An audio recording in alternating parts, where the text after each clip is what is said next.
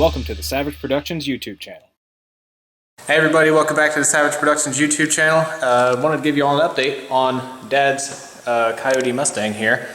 So let me give you a flashback to December and Christmas time, where this guy was super happy with what I got him for Christmas. So yeah, do that one first. This one? Yeah. Why are you recording me? God, it's heavy as hell. What you got in here? Engine block? Engine block? Yep. Should have bought the truck. A whole truck is in there. Say hi, Mom. Hi. Say hi, Hadassah. There's a whole truck in that box. A huge one. Is it a tool for the shop?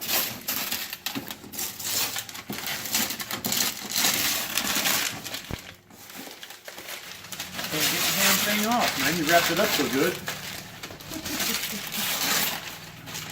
Yeah, I had to put the little end caps on it. Hold on, who am I?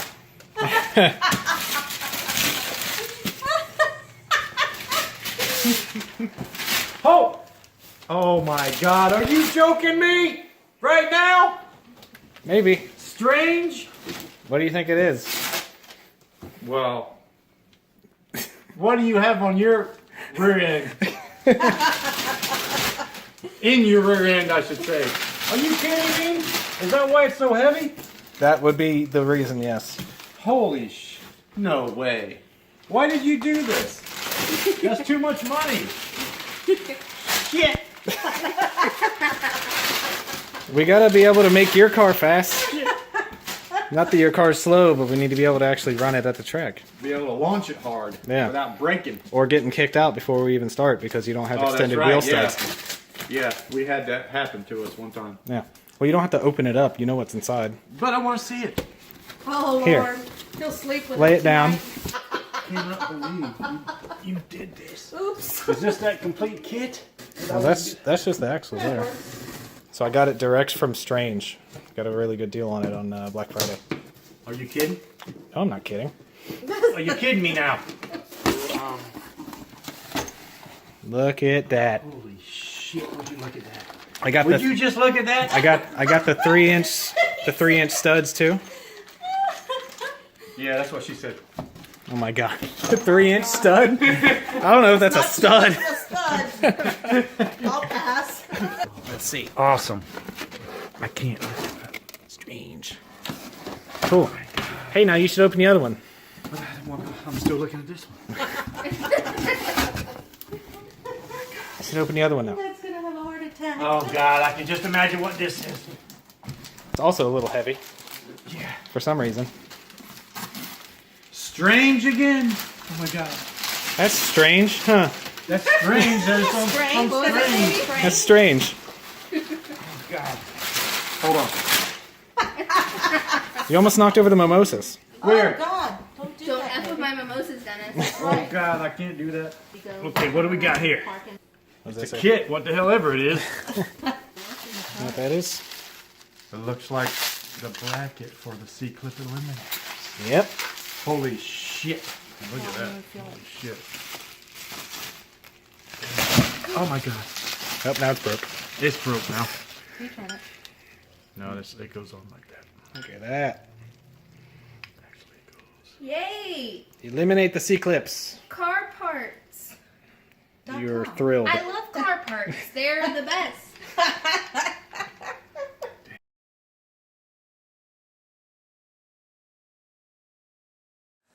He's finally being able to install it with the help of our lifts and everything here at Savage Performance. He's got it all kind of laid out. There's a few things that he needs to do still. These are all parts over here for this car, which if you haven't seen any updates on this car, check out the other videos. I'll have it linked up in the top corner up there. But he's gonna be working on this for probably today. Hopefully we can get it done today, and this thing will have a completely new gear in it and everything. So what's the gear that you're going with now? We're going with 327. 327 gear. Yeah, that's because the stock MT82 manual transmission in that thing. Right. You know how the gear ratio is. Our fifth is 1-to-1, so we don't use fifth. We just go through first, second, third, fourth. So we you know, we put a more of a mile per hour. It's got 355s in it now, and it runs through on a 29 tire, what, 7600 at 130, and it actually gets to that point before the quarter mile. Yeah. So I was thinking, okay, let's go with a 331. That's what a lot of people run.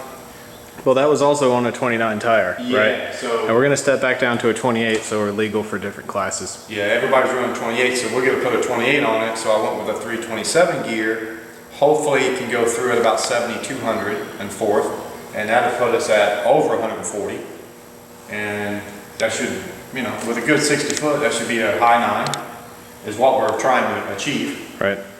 There's plenty of guys out there doing it with actually less power on that same transmission, 28 tire, 331s, 327s, and they're running 980s with good 60 foots and good shifts. Yeah. So that's kind of the plan. So he's been working on this.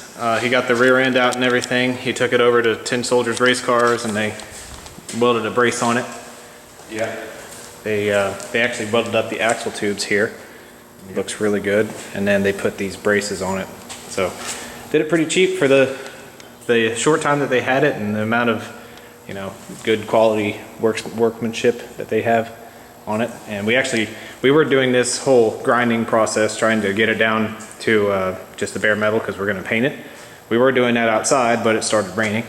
Instead of undoing all the work that Dad has already done before I got here, we brought it inside, and now we're just going to be making a freaking mess in here, which kind of sucks. Well, I think I'm gonna wait until like tomorrow afternoon. Yeah. And do it outside, because it's gonna just dust this place up. Yeah, we don't want to get that car dirty, or that car. I mean, it's already kind of dusty in here, but this is, man, it's a cloud. So I'm gonna just wait. We got plenty to do. So I'm going to give you a quick update.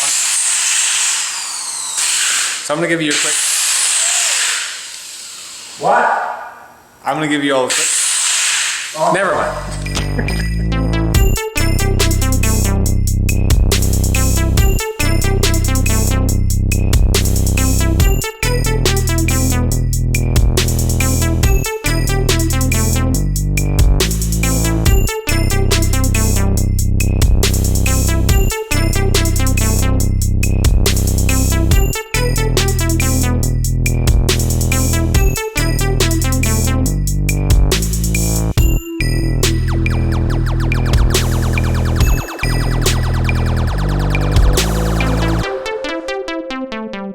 So I'm back at the shop. It's been a couple of days. We did a little bit of work on it.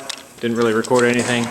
Dad got the rear end and everything painted up, and then I actually came over here, I think 2 days ago, and helped him just kind of put it in. So it's all attached on the control arms and everything. Everything's just kind of hooked up. There's no gear in here. We do have the pinion in. Took a little bit of time getting that set up properly. And then I think that the next thing that we're going to do is we're going to put the ring gear on the spool. So you get the spool all taken out already, Dad? This boy. Oh yeah. Lightweight. Let me see that thing. Same one you got. Yeah. I forgot how light it is Yeah. compared to the gear that you take out of it and gear and carrier and stuff. That's why you put so much power down to the wheels, man. Yeah. You got less rotating mass, as they call it. Yeah. That's what they say. Look at that thing. And you got the ring, what, over there? Yeah, ring gear. Oh, over there. Yep. Let me You can go ahead and do that. Set the backlash. Oh yeah, yeah. We got to put that in, get the preload on the bearings, and then and also set the backlash with the same shims. We're gonna get that figured out here in just a bit. We decided we're gonna go ahead and press the bearings on before we put the ring on. So we're using a trailer hitch. That's a little spacer. Yeah, and then we Seems to be working well. got a little spacer there, so we push yeah. push on the inside of the bearing, not the outside. See? So satisfying. A little bit more. Oh yeah, right there I can tell. Boom. Yeah. Harbor Freight. What was it? $189? Not too bad. No, actually, I think it was $179. Dang. And it had a $30 coupon Oh wow. off. 20 ton. He just got it. So He's been using it like every single day since he got it. Yeah. He got the other one done. And now Dad thinks he's strong. This thing weighs like 5 pounds, come on. I know it. Well, the bearings weigh as much as this. I know. Feels heavier now with the bearings on it. Yeah? Why couldn't we get like composite bear or like carbon fiber bearings? Carbon fiber bearings. That'd be cool. Yeah, we might want to look into that. Maybe just don't hit your head on that. I hit my head on that earlier today. I did when I was recording this thing. Didn't feel very good. No, felt like it had blood running down it. We got the ring ready to go on the spool here. Got all the ARP bolts. Got them coated with blue Loctite here. And I'm going to put 2 of them in there just to guide it up. And we actually have to take it over to the press and then get it seated all the way. Then we'll put the rest in and we have to torque each of these to 100 foot-pounds each, which is going to be a little bit of a task. It was kind of fun last time we did this on my car. We actually had like the long half-inch drive extensions. We just put them in here and held the entire thing while somebody else actually did the torque. So we're probably going to do the same exact thing here unless we find a different way to do it. But we'll see how it goes. We got the ring pressed on all the way to the spool, and Dad had the wonderful idea of just trying to torque it while it's in here. I already said it. Yep, it's pressed down with a little bit of force. We put this wood here so the rings weren't digging into metal, it was digging into wood. We can actually hear it crunching, so hopefully, See if it holds it. I don't know if it will. hopefully it will hold 100 foot-pounds. Oh. Here, let me stand on this side. We need to secure this thing to the ground like we did all the other tools. Yeah. Once we find the permanent spot for it. I'm gonna just snug them all up first.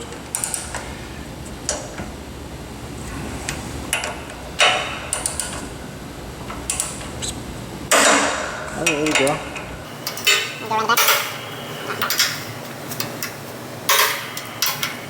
Yeah, this works. I'm glad. Doing it the other way was kind of a pain.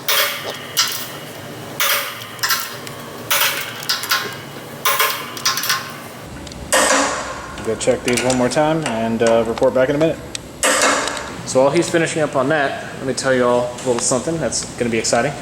We're going to be running the street stock class in the next Cincy Street Nights drag racing event. We are actually a sponsor of it. Savage Performance is a sponsor of it, that is. Along with a bunch of other shops. And now it's actually changed. There's quite a few that have jumped on board, which is awesome. It's always good to have help from local shops and just kind of get everybody together in the industry and to bring people from all edges of the local drag racing community here. So it's going to be a super fun event. We actually, as you know, or as some of you may know, this car has a ProCharger on it, and the rules last race actually outlawed this car from racing in that class. So we didn't end up racing it, and we didn't race it in Extreme Street because we would have got our asses kicked. But this time they're actually allowing aftermarket power adders. But the issue with that is that you can't run a tire like that. Alright, so after oiling down the bearings here in a little bit, the old spool and ring gear will be ready to go back into the car. We're going to try to reuse the old shims that came factory in the car. We might have to add a little bit more, or maybe replace these with some other ones. Hopefully we don't. Hopefully it just works out, but that's pretty much never been the case. So, let's see how this goes. Just got a starting point. Yeah, get a little starting point up here. I'm gonna just put a little that's grease, grease. so they stick in there.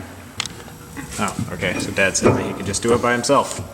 Yep. And I need my little, I forgot my little mallet. Oh, let me get it. No, to the left and go. You want the tiny one? Yeah. Look at this little guy. Yep. This is perfect. It's a little rubber mallet.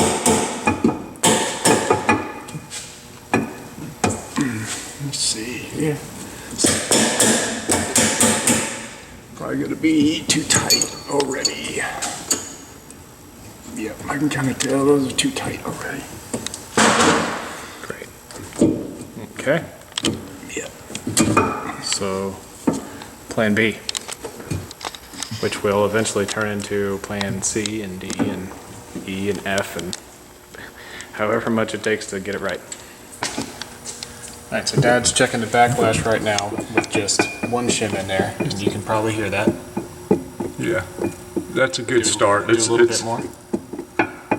It's a little bit on the loose side, but that's a good start. We just need to get a shim in here.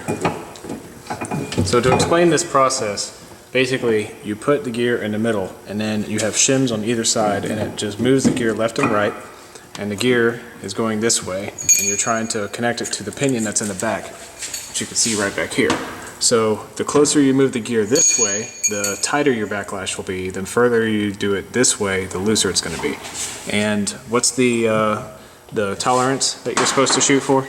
It's like what, 8, I like to get 8 to 12 or something? I like to get 8 to 12. Ford recommends 11 to 16. And that's thousandths of an inch movement, rotation-wise on the rain gear, correct? Yeah. Okay.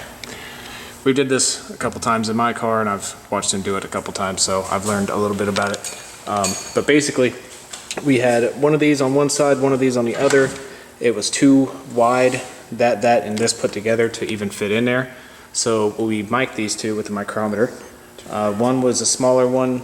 The smaller one was on the right side, and then the bigger one was on the left side. So the first thing that we did was try to put just the left one in, put it in there, and then try to feel the backlash. He said it was too tight, so then we took the right one, which was a little bit smaller, moved it over here to the left side, put it in with nothing on the right, and just forced it up against this way, and then that's what he was just checking the backlash on. So he said that that felt about right, so now we're going to try to use the smaller one on the left, and then just find a bunch of shims that he actually has from doing years and years and years of 8.8 rear end. We're going to try to just take up the distance here and then just use that as kind of a starting point. Now of an inch. Yeah. That actually might be good. Let's try this one. Yeah. So here, you want me to take it and clean it off since you have a cut on your hand? Actually, it's pretty clean. They have a saying that if you never found out that you have a cut on your hand by cleaning it with brake clean, then you don't know the true feeling of pain. And Dad cleaned one of the bolts earlier, didn't even know that he had a cut, and he found one. Yeah, he found one. This would be just a starting point. See if it'll fit in there. We got to have some preload on the bearings too. We need to put the one on the left, don't we? Yeah. These shims also create a preload. You got to have a certain amount of preload on the bearing. Like to squeeze them together, right? Yeah, right here. Like you got to have a certain amount of preload against that bearing. Right. So it can't just be moving about in there. Just like this. The pinion has a preload too. That's what the crush sleeve is for. Yeah, I missed documenting that much because I didn't have my camera well, not yesterday, 2 days ago when we did it. Didn't take too long. We kind of got lucky with some fitment. Well, I think it took like 2 or 3 tries. Yeah, but we didn't use a crush sleeve. Remember, we used a crush sleeve eliminator kit, which Right. is shims. Yeah, those things are cool. Okay, let's see this one here. Oh yeah.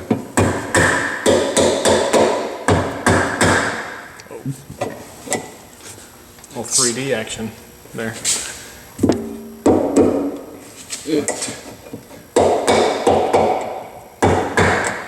Actually goes feels in there. It feels pretty good so far. Yeah. It might be it's got a pretty good preload.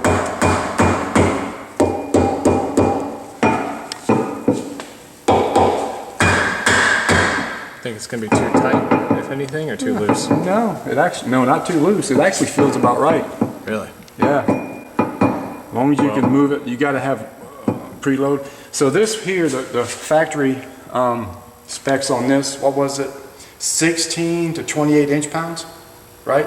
Yeah. To be able to turn No, it. it was yeah, 16 to 28. 16 to 28. So once you have this in there, then you turn this again with the inch-pounds, and it should be about 3 to 5 thousandths more inch-pounds than what we had before. because it takes more force to turn it since it's Yeah. pushing the ring. I mean, we could look it up and see what Ford specs. It might be 10 more inch-pounds or whatever. We but- came in about what, 28, right at the tip top of the.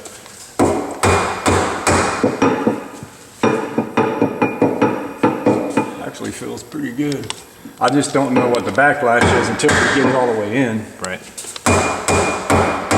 Well, it's going in there. You also have to move it back and forth while you're putting it in, just to make sure that you're not crushing a tooth against a tooth. Yeah, you can tell it's going in between the gears. You want the bigger hammer now? No. I bought them just for this, so it wouldn't damage them.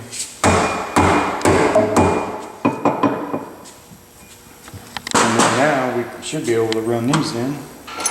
Almost. So as you can imagine, this is a fairly decently long process if you don't get it right. Sometimes you get lucky, sometimes you don't.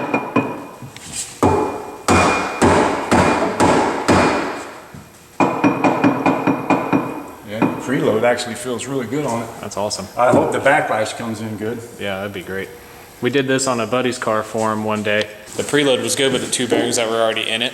Just had to switch the spacers on either side, and that gave us the perfect backlash. As opposed to when we did it on my car, we had to use super thin shims just to take up space and probably put it in and out like probably 7 times or something like that. Yeah. They make a tool that you can buy Oh, really? that you can kind of, well, not so much on the backlash side, more or less the pinion depth. But man, they got some that are fairly reasonable in price, but there's a certain formula you gotta use and you're a pain. But if you get like one that the dealer uses, Yeah. that one's awesome. It's dead on. It's a lot of money. I mean, a lot. But it works for all the different. We'll just do it the old-fashioned way. Yeah. Run these down It's nice. a little bit at a time. Yep. Definitely want to start them by hand first.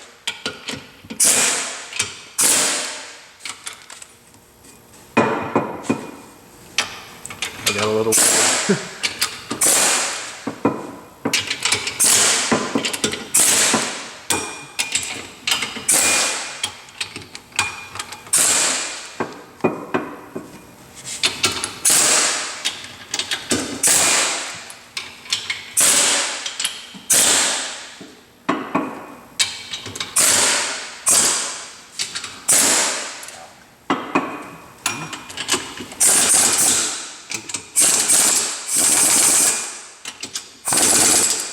I'm just gonna snug it up. Just barely. Wow, dude, that backlash feels pretty good. Yeah, think we got lucky? Yeah. Let's check it and see. It's got just a little bit more than I like, but Really? let's see what we got. I know the preload on the bearings are good. Feel how it's got just a little bit of pressure on the preload? Yeah. Yeah. You gotta have some pressure on the preload. See, I don't have the professional hand and feeling of this stuff like you do, but to me that feels tight. Yeah. So if you didn't know how a ring and pinion gear works, go ahead, spin the other one. So your drive shaft turns that. That's and then- reverse, that's forward. Yep. And then your axles connect inside of here, and it turns your axles. Which Yeah, that's this a one's a little lot more simplified, being a full spool, different carrier. If in case you just don't know, has clutches in it to spin one side less than the other. But basically, it's the same concept. So if you had to take a guess, how many thousandths of an inch do you think it's going to be? I'm gonna say, oh.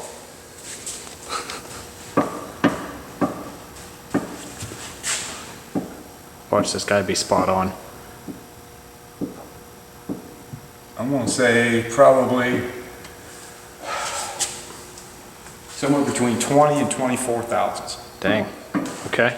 Yeah, that's what I'm gonna say. All right. But I'm gonna before we do I'm that, gonna go with 18. we need to torque it down. Right. Because it might go in just a little more when we torque it down. Yeah. And then, Then his guess will change. This is like the rear end assembly version of guess the dyno numbers. So if you've never seen one, this is a dial indicator. We have it mounted to this convenient bar right here. It's just one of these vice grips and then a flexible kind of cable thing that you can tighten up to keep taut. And then let me get over here.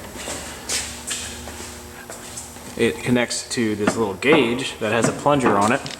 And if you move this plunger up and down, you can see that it moves the little dial thing there. So you put it on 0. You turn this, you set it to 0, which we're about 0 right there-ish. And then you move it, well, move it all the way to one side first. Yeah, we're gonna go like this.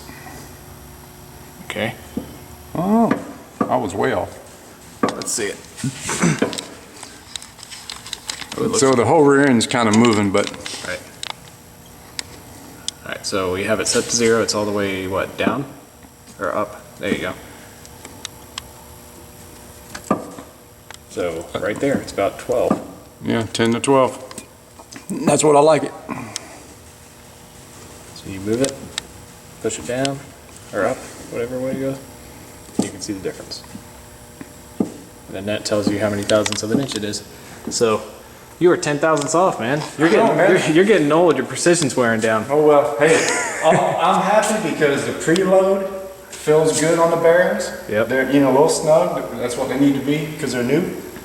That's crazy. And I wanted, you know, I wanted like 12 thousandths. Yeah. And so now we're freaking 12 thousandths. we put it in, what? He just dropped the mic with the rag. But yeah, we, Like that. so that was one go right there. Yeah. But yeah, that's crazy. Normally this never happens, really. I think, like I said, the one time we got kind of lucky because we swapped the two that were already in one, and this one we actually had to find a separate one, but it still went in the first try. So Yeah, that's cool. yeah, that was I mean, that was a good guess. I was really thinking that was going to be too loose, but Well, hey, either I'm way, glad it's not. yeah, either way, if this isn't your forte, this is why you hire a professional to do the work. Hey, I'm glad it's not. That's awesome. We're Yeah. done with that. I know. So that's usually a pain. Hey, or it can get really painful. These new ones, they have these like big shims. My car, it had a bunch of these like super small ones, and you'd have to add these up, and it can get really painful. But yeah, this will make both of the wheels turn at the exact same rate, which really helps for drag racing. But if you are a drag racer who typically runs his car at the strip, but you also drive it on the street, you may want to consider putting a spool in it. If you have a big heavy car or a wide wheelbase, you will notice some like chirping when you're going around the corner because the inside wheel will be trying to turn at the same speed as the outside wheel. If you have a Fox body like this, or specifically like my car, I can tell you it kind of chirps a little bit when it's super sharp, and it's a little bit harder to turn. But if it's a lighter car, short wheelbase, you're really not going to notice it all that much, and you're just going to have a lot better peace of mind at the track. So Dad's going to go ahead and put the diff cover on. We got a Ford Racing one, which it actually has these, what are these called exactly? They're just kind of like support screws that go on the backside. It's like a, They just kind of press up against it. you hold tighten them everything in up. place. There's a certain amount of torque you put them against the caps. Yeah. So It's a cradle. 25 foot-pounds on these, and then you tighten the nuts 5 to 10. Is that what it was? Yeah, I had read the instructions right there, but this will look really good on the back. He's gonna, it's nothing special, you know, just put it on there, fill it up, and that's about it. But he's gonna go ahead and put this on there. I'm gonna be heading out here, and I'll catch you all when we come back to do the axles with the C-clip eliminators. All right, we're back in the shop on the next day. After I left yesterday, Dad got the diff cover put on. Everything's torqued down here. And then the next step that we're doing is the axles with the C-clip eliminators. So we're actually doing the passenger side right now. We just figured out a way, we think, to actually get this kind of bracket, or whatever this thing is called, pushed all the way on. It involved us putting the lug nuts that we have on the actual studs here, and then we're going to put the rotor on top of it. If you can find the hole. Here. There you go. Okay. And then, since there's not that much stud sticking out, just a little bit, we're gonna put the wood on top of it, or, well, this way. And then to take up some slack, I'm gonna use the hitch again. So theoretically, that should push down, and then we have to lift that all the way up that way by pushing the entire thing down. So, what do you think? Think this is gonna work? It'll work unless the wood doesn't hold it, which... Yeah, well, this is better too because we're gonna be applying the pressure evenly across the entire thing. Let's see.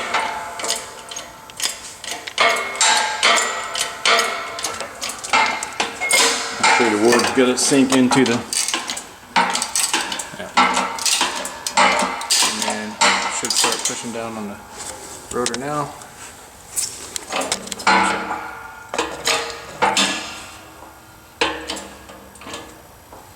Yep, It's working. Is it going? yep. Watch. It's gonna be hard to show on camera.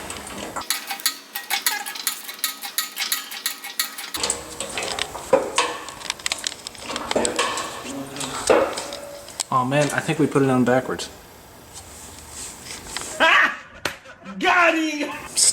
I know it's not all that. we checked that. Yeah, I know, we checked it like twice. Made sure. You had me hold there for a minute.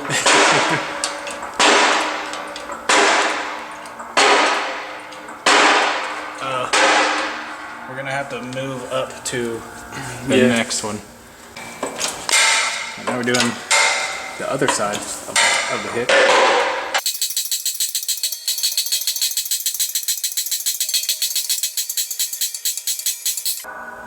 Solid. There we go. Alright, let's look at the finished product. So we got the C-clip eliminator bracket pushed on, and then next thing we got to do is push this on to the end of it. So pretty much going to repeat the exact same thing that we just did, but we should really only have to do this top setting here. So we're going to give it a go. That's it. There it is. That's all she wrote. So now we'll get this thing out of here. Gotta take that bracket and hook it up to this thing on the other side. Hook up all the other accessories, and then we'll just throw that axle in there. And then do it one more time. And then fill it up with fluid. And then hook up the drive shaft, and then hook up the brakes, and put on the wheels, and lower it down and drive it. So we got this backing plate on here. It's attached with a little bit of silicone in between, and then these screws have Loctite on them. And now Dad's trying to line up the axle with the hole. And looks like the spines went in. So then we have to line up this with these, which we actually can just back these out a little bit and start screwing these in.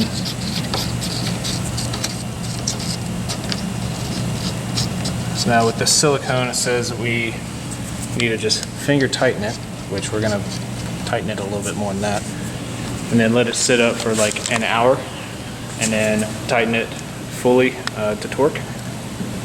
And then after that, 24 hours later, we can actually fill it with fluids. So the car's not gonna be running tonight, unfortunately, but it'll be okay. Gotta do it the right way. So we're just gonna finger tighten these, let it sit, and start on the other one. All right, well, we got the other axle in now, and both of these have actually set up for about an hour, and then we got these tightened up to torque. One thing I did mention, or did not mention, was these strange axles actually do work with the factory ABS system. Right here is where the reluctor wheel, they call it, would go. But we don't even really use ABS. We actually have it turned off in the tune. And we just left them on the stock axles here, but just in case you're curious if it'll work with your ABS to get strange axles, it totally will.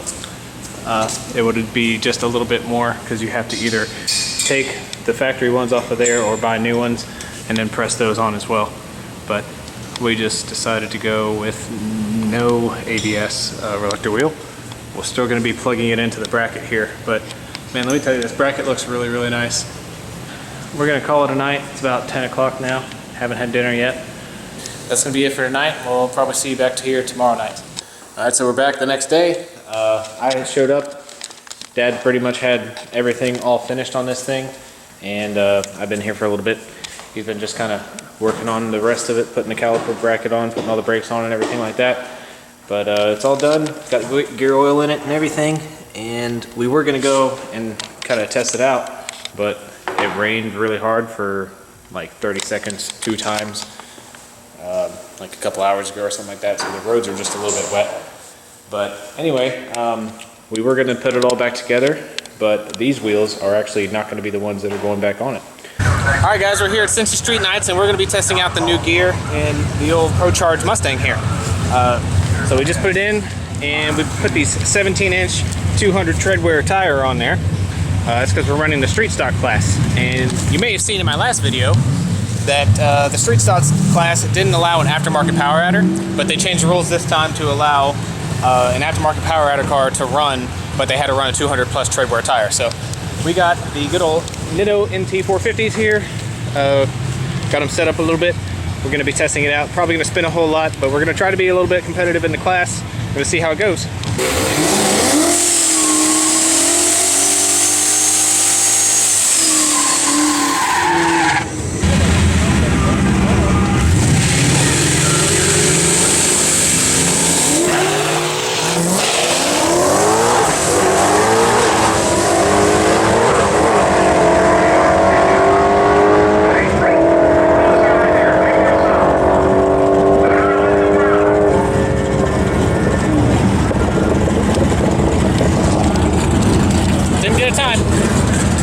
So Dad didn't even get a time slip, so that kind of sucks. We don't really know what his time was. Not that it really 100% matters. Still just trying to go out there and test the track, but the track's not doing really well right now. Hopefully they prep it really, really good before round 1 of elimination start, because if they don't, nobody's freaking going anywhere.